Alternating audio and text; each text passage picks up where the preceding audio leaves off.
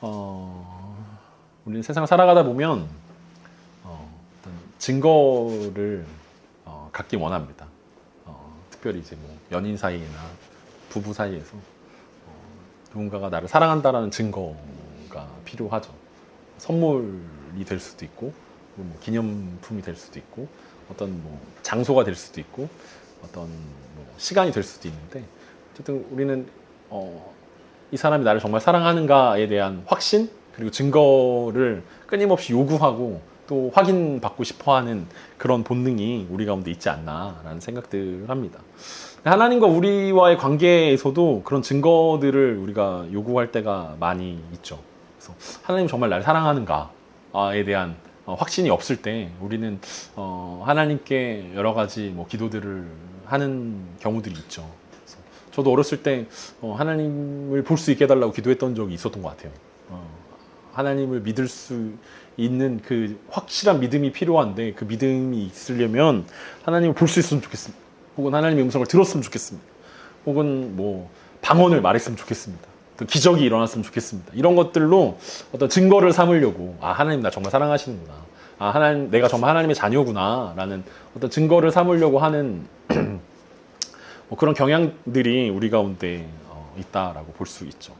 어떤 그 관계에서뿐만 아니라 우리는 어떤 집단과 단체에서도 우리는 증거들을 삼으려고 하는 노력들이 있습니다. 그래서 뭐 팀이면 뭐 단체 티를 맞춘다든지, 단체로 뭔가 머리띠를 한다든지, 그래서 뭐 운동회 같은데 우리가 한 팀이다라는 것들을 표현하려고 뭐 깃발을 맞추고 그 깃발 아래서 같이 응원가를 부르고 같이 노래를 부르고 같이 춤을 추고 뭐 이렇게 우리가 하나다라는 동질감들에 대한 증거로서 여러 가지 것들을 우리가 하나라는 증거들을 제시하고 또 그것에 따라올 것들을 요구하는 경우들이 있다라는 거죠. 오늘 말씀을 준비하면서 여호수아의 22장에 나오는 말씀이 생각이 났었는데 여호수아 22장 34절에 보면 르우벤 자손과 갓 자손이 그 제단을 엣이라 불렀으니 우리 사이의 이 제단은 여호와께서 하나님이 되시는 증거라 함이었더라. 그래서 여호수아가 이제 요단강 동편에 있는 세 지파를 파송했습니다. 이제 다시 돌려보냈어요. 이제 정복 전쟁이 끝났으니까 이제 니네 같이 싸워줘서 고맙고 이제 너희들이 원래 분배받은 그 요단강 동편에 그 땅으로 이제 돌아가도 좋다라는 허락을 받고 이제 돌아갔는데 돌아가면서 이 사람들이 뭘 했냐면 갑자기 거기에 제단을 쌓았습니다. 그래서 이제 요단 서편에 있는 지파들이 난리가 난 거예요. 야, 얘네가 우상 숭배하려고 하나 보다.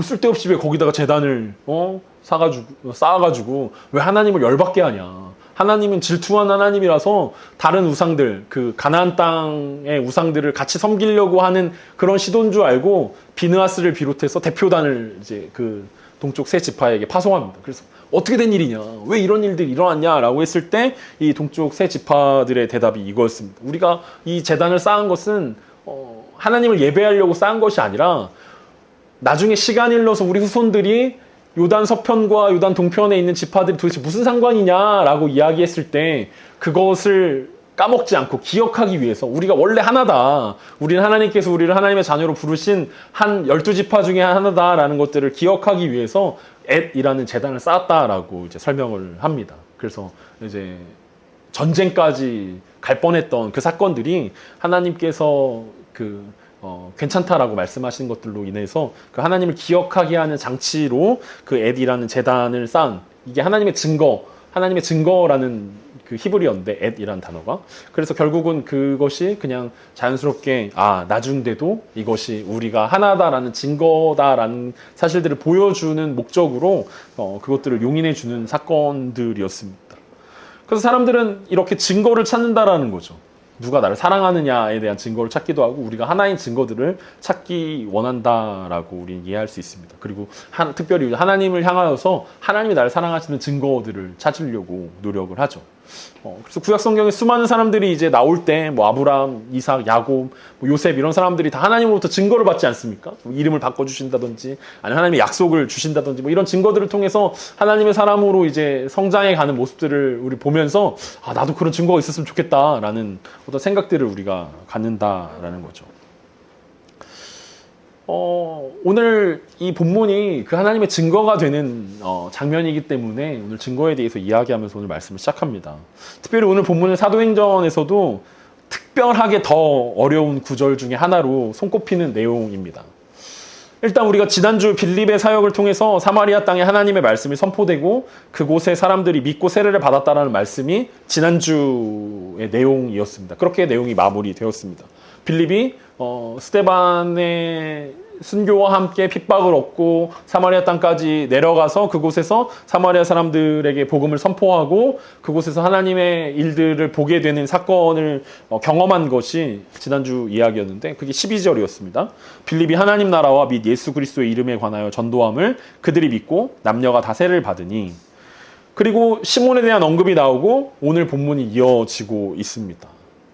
오늘 본문이 왜 난해한지는 이제 오늘 이제 본문을 설명하면서 이야기하겠지만, 오늘 본문은 약간 신학적인 내용들을 많이 포함하고 있기 때문에 여러분들 가운데 조금 생소하고 좀 어렵게 느껴질 수 있을 것입니다. 그럼에도 우리가 오늘 어려운 본문이지만 우리가 잘 이해하고 잘 들여다봄으로써 우리 삶 가운데, 우리 영혼 가운데 큰 유익이 또 큰 증거가 되었으면 좋겠습니다.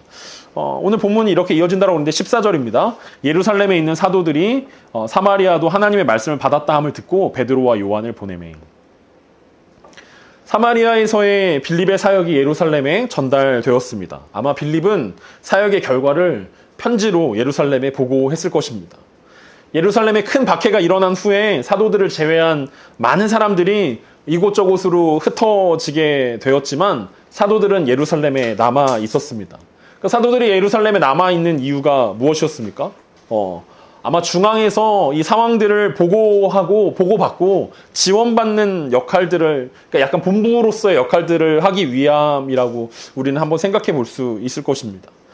사마리아도 하나님의 말씀을 받았다라는 이야기는 사마리아도라고 누가가 굳이 특정해서 강조로 표현한 것입니다. 그것은 유대인들에 이어서 사마리아인들에게도 동일하게 하나님의 말씀이 역사되었고 그들이 그것을 믿고 세례를 받았다는 사실들을 우리 가운데 다시 한번 설명해 주고 있습니다.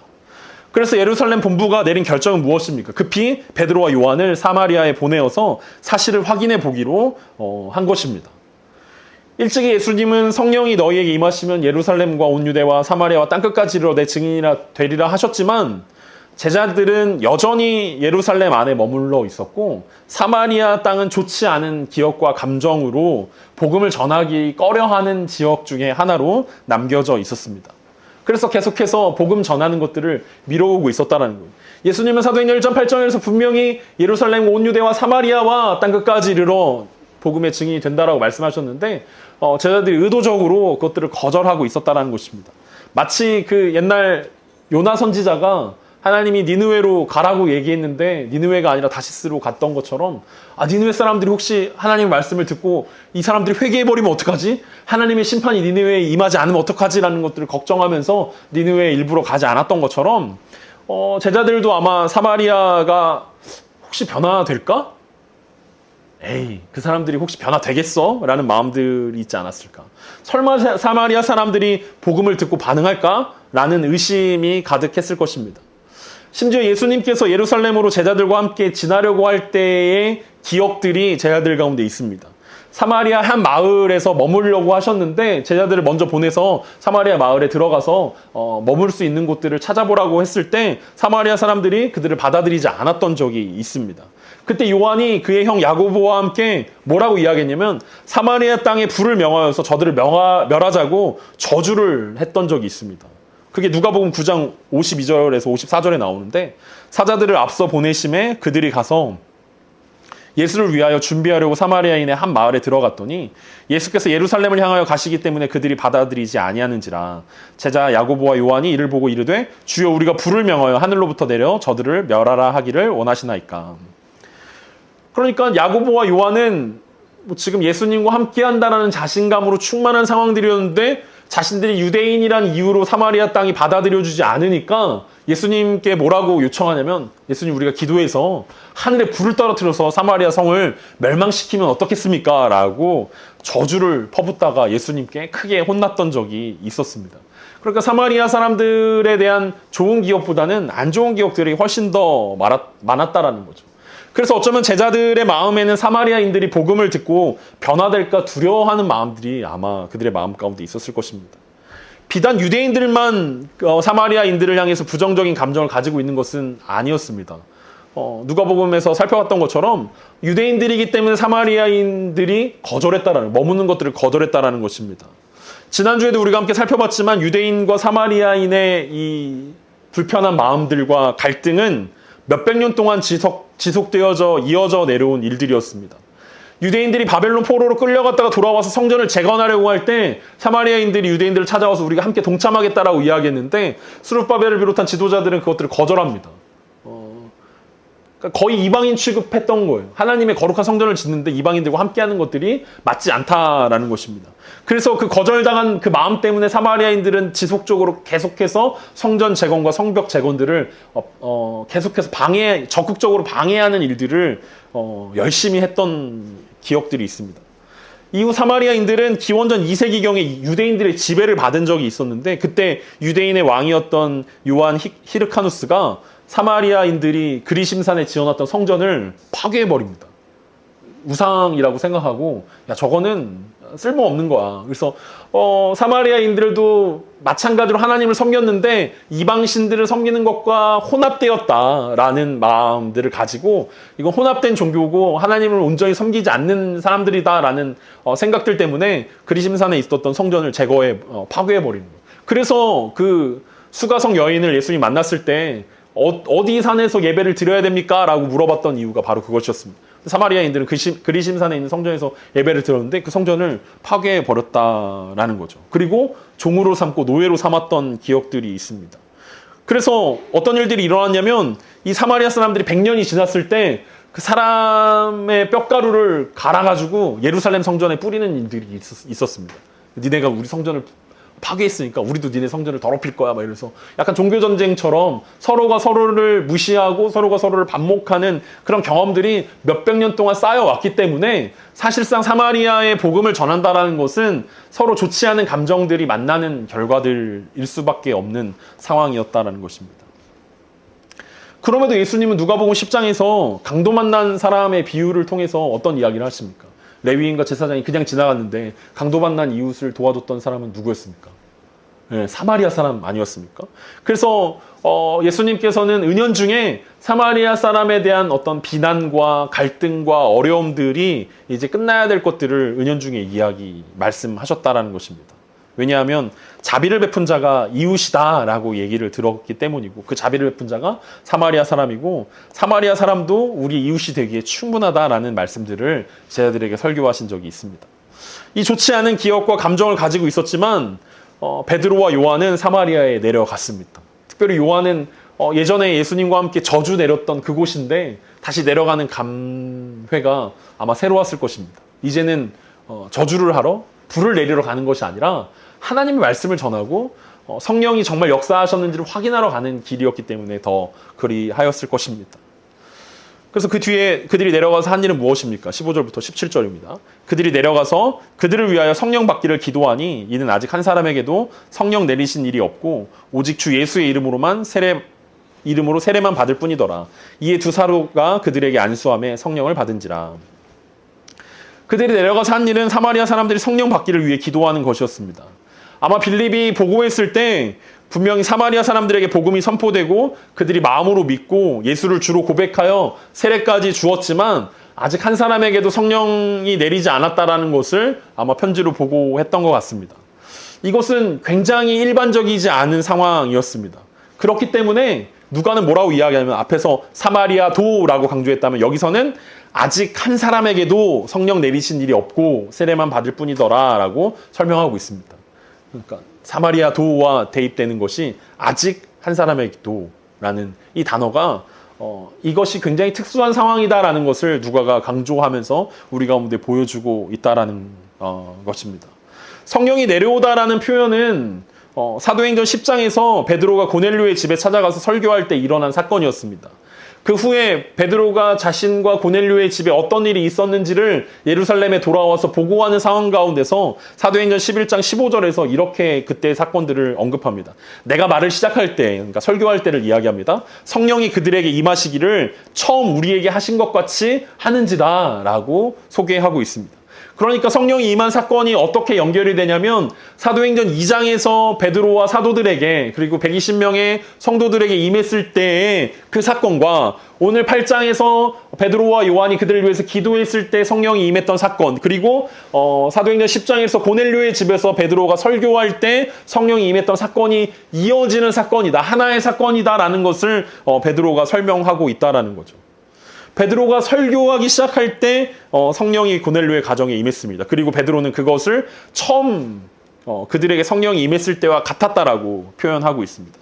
그렇다면 지금의 이 상황은 사도행전 2장에서 예루살렘 교회가 처음 성령을 받았을 때와 동일한 사건이다라는 사실들을 우리 가운데 설명해 주고 있습니다.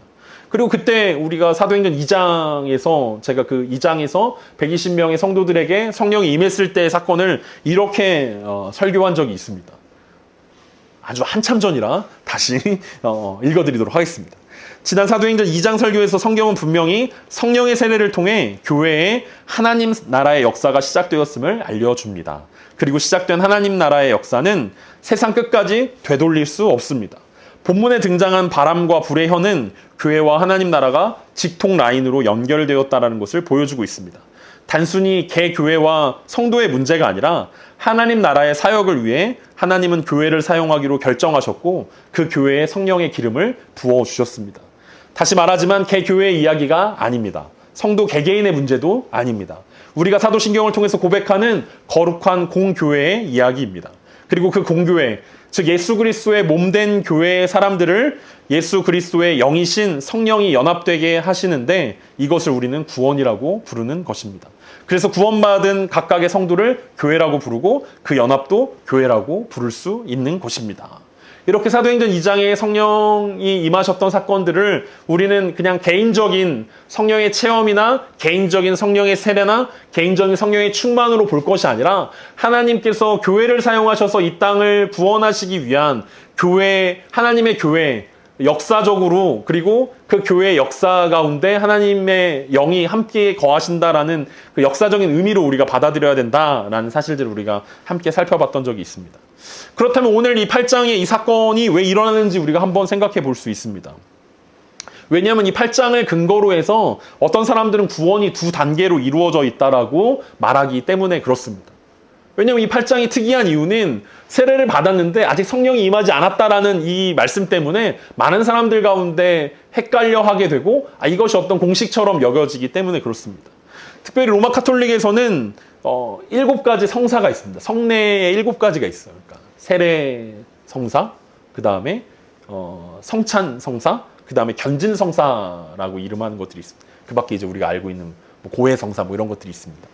어쨌든 7가지 성사 중에 하나가 견진 성사라고 있는데 그것은 세례 성사를 완성하고 성체 성사에 충만하게 참여하도록 인도하는 성사인데 신자들은 견진 성사를 통해 성령의 특별한 은사를 받아 성숙한 그리스도인으로서 교회에 봉사하며 세상에 나가 예수 그리스도를 증거할 수 있는 굳센 믿음과 용기를 얻게 된다라고 이야기하면서 신부님들에게 이 견진 성사를 받아야 온전한 그리스도인이 될 수 있다. 온전한 신자가 될 수 있다라는 의미에서 세례 이후에 또 다른 성사의 과정들을 겪어야 된다. 보내야 된다. 진지하게 그것들을 받아야 된다. 그리고 이때 사도행전 8장에서 사마리아인들에게 일어났던 것처럼 성령의 임하심이 일어나게 된다라고 생각하고 오늘날에도 여전히 이 말씀의 사도행전 8장을 그렇게 해석해서 이 견진 성사를 하고 있습니다.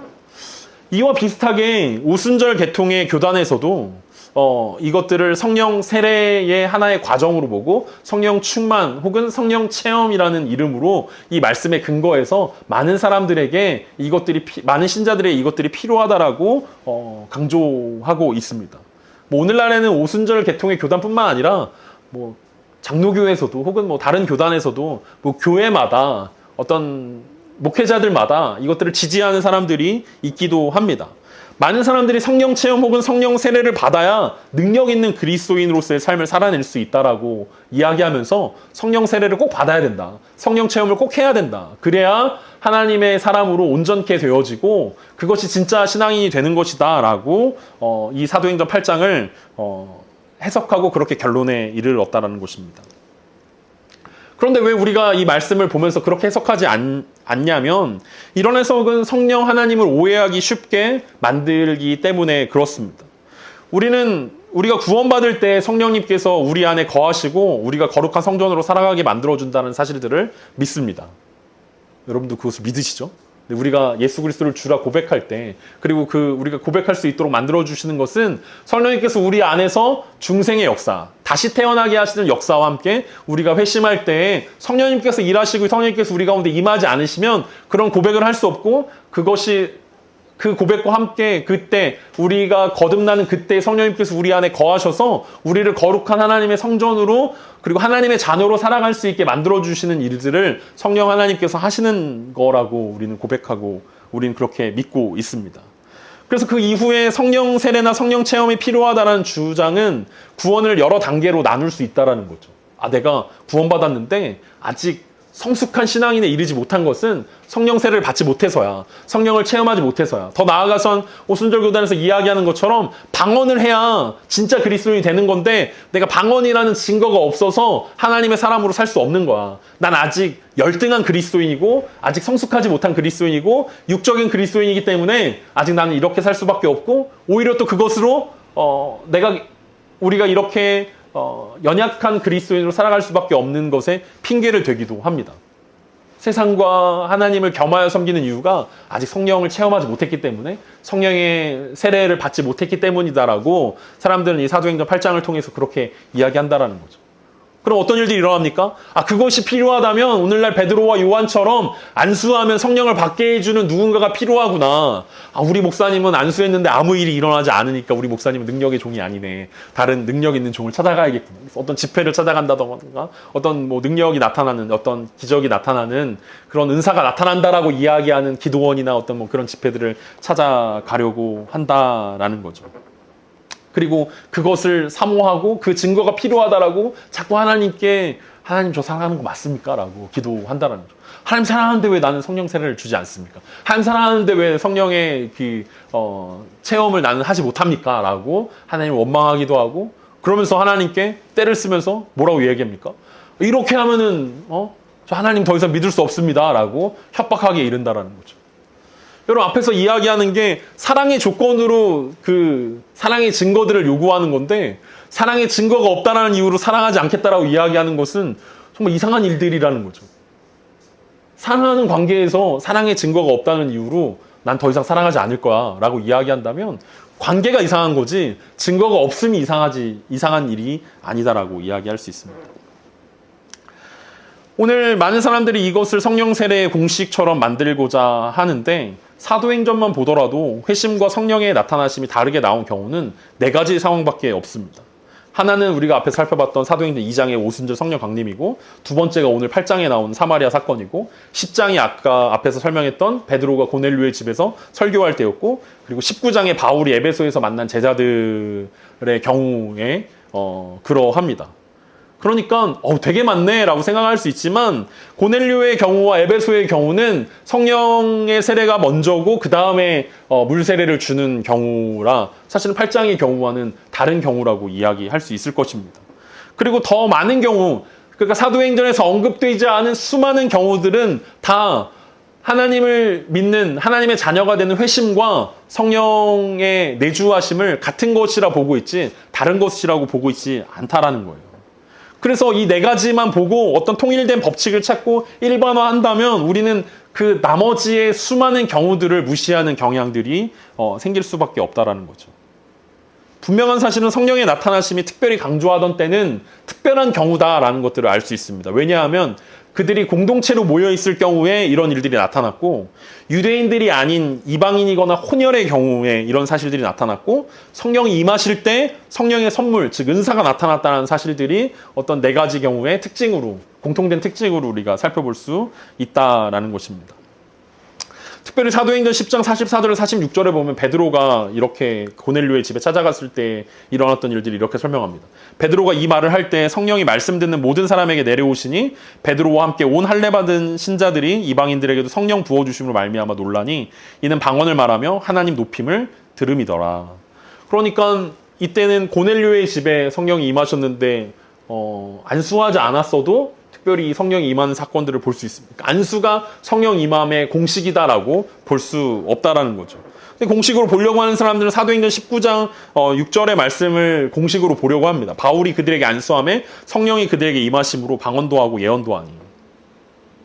그러니까 결국 사람들은 이것을 보면서 안수를 해야 성령이 임하는구나라고 두 가지 경우로 이야기하지만 나머지 대부분의 경우들은 안수와 상관없이 기도할 때 말씀을 들을 때 자연스럽게 성령이 임하는 것들을 보게 되어진다는 거죠. 언제? 우리가 하나님께서 우리에게 거듭남의 은혜들을 주실 때 성령이 임한다라는 것을 우리는 생각해 볼 수 있습니다. 이것은 다음 주 살펴볼 본문에서 베드로가 시몬에게 말한 것으로 확인해 볼 수 있습니다. 베드로가 이르되 내가 하나님의 선물을 돈 주고 살 줄로 생각하였으니 내 은과 내가 함께 망할지어다. 그러니까 하나님이 성령을 임하게 하는 것은 하나님의 선물이라고 베드로가 이야기하고 그 선물을 돈 주고 사려고 했던 시몬에게 베드로가 하나님의 뜻과 하나님의 계획 안에 있는 것이다라고 설명하는 것으로 우린 이해할 수 있다는 것입니다. 그래서 오늘 사마리아의 이 사건이 왜 일어났냐면 성령이 임하는 것은 하나님의 선물이기 때문에 하나님의 뜻과 계획 안에서 잠시 유보되었다라는 것을 우리는 확인해 볼 수 있을 것입니다. 그러니까 우리가 살펴본 4번의 경우를 제외하고는 사도행전에서 예수 그리스도를 믿는다라는 것은 성령의 임하심과 같은 의미로 설명되기 때문에 그렇습니다. 그래서 이것을 특별히 다르게 볼 필요가 없고 특별한 케이스를 일반화시켜서 우리가 따라야 할 규범으로 만들 필요가 없다라는 사실들을 우리가 확인해 보았습니다. 여기까지 여러분 잘 따라오셨습니까? 굉장히 어려운 구절이고 해석이 여러 가지로 나뉘어지기 때문에 여러분들 가운데 조금 자세하게 설명해 드렸습니다. 그렇다면 오늘 우리는 이것이 무슨 의미냐, 어떤 의미냐, 뭐 어떻게 해석해야 되냐, 이거보다는 우리가 궁금해하는 것은 왜 이런 일들이 일어났냐, 이것을 우리가 찾아가는 것들이 필요할 것입니다. 왜 하나님은 사마리아에서 성령의 나타나심을 유보시켰을까? 이것이 우리의 궁금증이어야 한다는 거죠. 그것은 앞에서 설명했던 사마리아와 유대인들의 특수 관계 때문이다라고 우리는 생각해 볼 수 있습니다. 처음 사마리아의 복음을 전파하고 예루살렘 교회에 인증이 필요했다라는 사실입니다. 그들과 예루살렘 교회가 한 성령 안에서 하나임을 증거하고자 하는 하나님의 계획 때문에 하나님은 그들이 예수 그리스도를 고백하고 그들이 거듭났지만 성령의 나타나심을 잠시 유보시켰다라는 것입니다. 그들과 예루살렘 교회가 한 성령 안에서 하나다라는 사실들이 베드로와 요한에 의해서 증명되어져야 그들도 안전하고 예루살렘 교회도 안전하기 때문에 그렇습니다. 수백 년 동안 지속되어던 갈등 때문에 서로를 교회로 인정하지 않을 상황이 올 수도 있다는 거예요.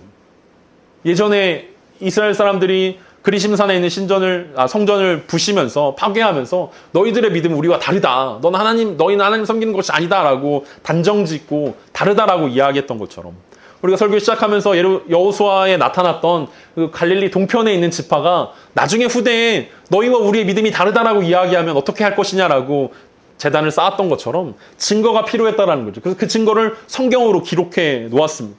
사도들 중에 베드로와 요한이 직접 예루살렘에서 사마리아로 내려와서 그들이 기도했을 때 그들이 경험했던 같은 성령이 같이 역사하는 것들을 보여주므로 그들이 하나님 나라 역사에 하나된 교회다라는 것들을 증거로 나타내고 있었다라는 것입니다. 사마리아 교회가 예루살렘 교회와 연합되어 있다라는, 그리고 예수 그리스도 안에서 하나라는 사실이 하나님 나라에 선포하는, 이것을 만방에 선포하고 하나님 나라에 선포하는 말 그대로의 성령 세례로서의 그 사마리아 공동체가 하나님의 교회다라는 것들을 인정하는 성령 세례였다라는 것입니다. 이것은 앞서 사도행전 2장에서 살펴봤던 것처럼 개개인에게 해당하는 것이 아니라 사마리아 교회가 하나님께서 세우신 교회에 접붙여졌다는 사실들을 의미하기 때문에 의미 있는 사건으로 기록되어 있는 것입니다.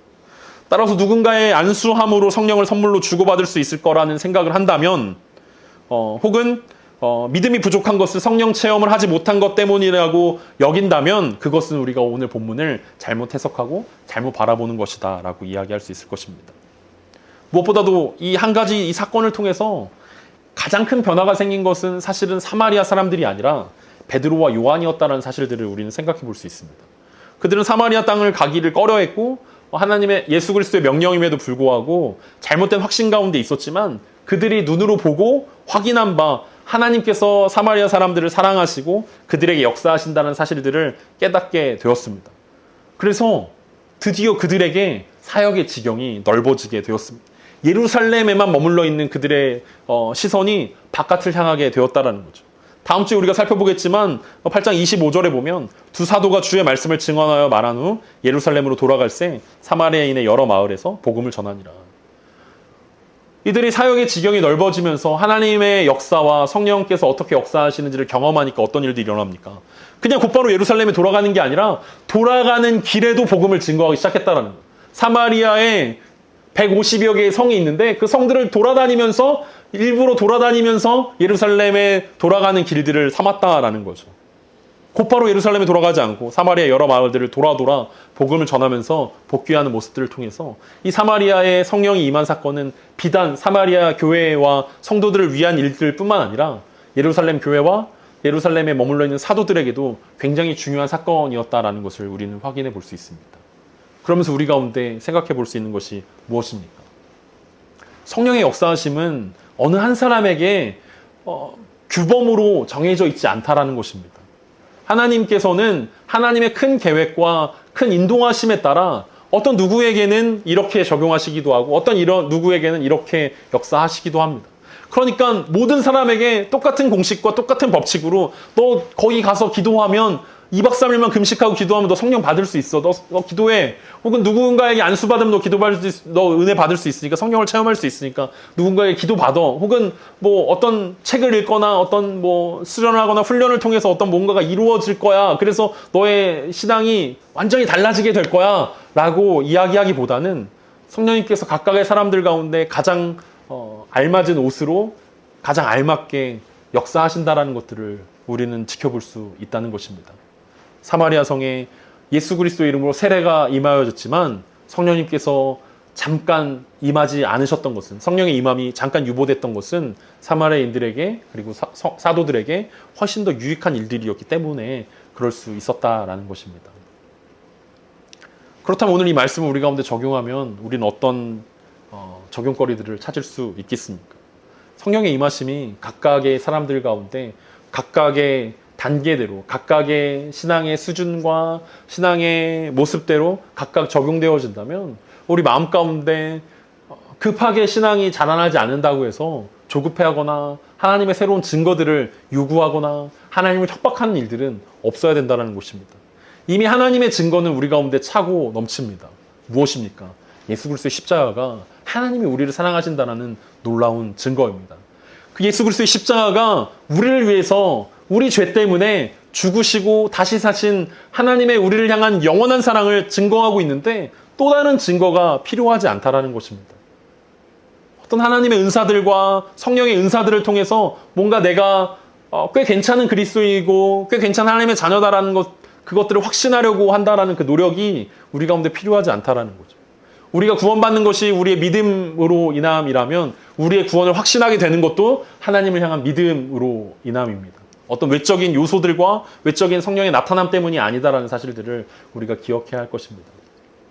또 한 가지 오늘 말씀을 통해서 우리가 생각해 볼 수 있는 것은 각 사람들 가운데 다양하게 적용하시는 성령님의 은혜와 역사가 있다면 오늘 우리가 사도행전 8장을 우리와 다르게 해석하는 사람들일지라 하더라도 그들을 너무 낯설게 보거나 너무 다른 사람으로 생각해 볼 필요는 없다라는 것입니다. 우리는 성령 안에서 하나의 교회이기 때문에 어떤 교단과 어떤 믿음의 다름이 있을 수 있지만 그것이 우리 가운데 영원한 다름이거나 영원한 차별을 마치 유대인과 사마리아 사이를 가로막고 있는 벽처럼 그렇게 여겨져서는 안 된다는 것입니다. 더불어서 어떤 것입니까? 우리가 우리 스스로 사마리아 사람이라고 정죄하고 제한하고 이 사람들이 내 복음을 듣고 변화될 수 있을까? 내가 이 사람들에게 복음을 전하면 이 사람들이 진짜 바뀔 수 있을까?